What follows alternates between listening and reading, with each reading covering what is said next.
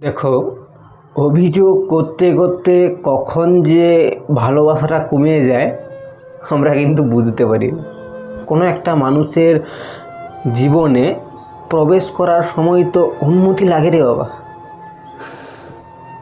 আর যখন তার জীবন থেকে চলে যাই কোনো অনুমতি লাগে না, ভালো লাগে না, চলে গেলাম তার জীবন থেকে, তাই না?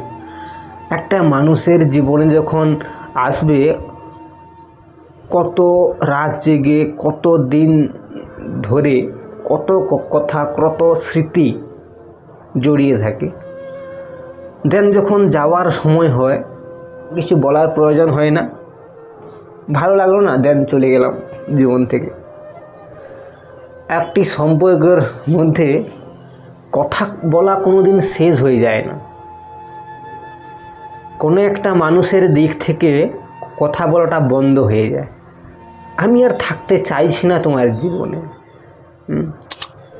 যে ভালোবাসাটা ভালোবাসাই থেকে যায়, চুমু খাওয়াটা চুমু খাওয়াই থেকে যায়, শুধু মানুষটা তেতো হয়ে যায়, আর কথাগুলোর আত্মহত্যা করে এবং কবরে চলে যায়।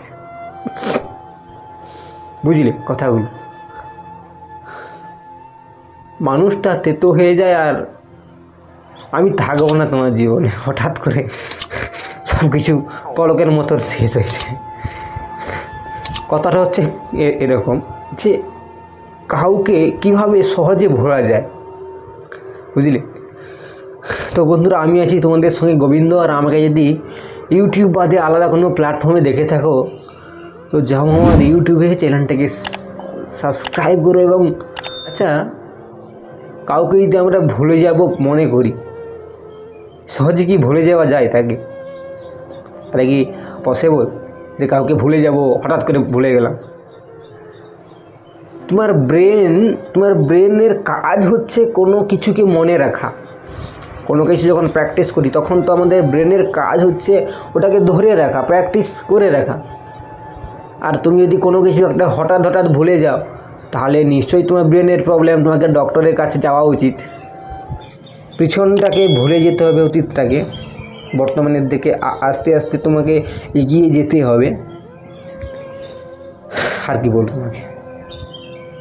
ভিডিওটা কেমন লাগলো কমেন্ট করে বলো, আর যদি তোমার কিছু কমেন্টে বলা থাকে কমেন্ট বক্সে কমেন্ট করে যেতে পারো।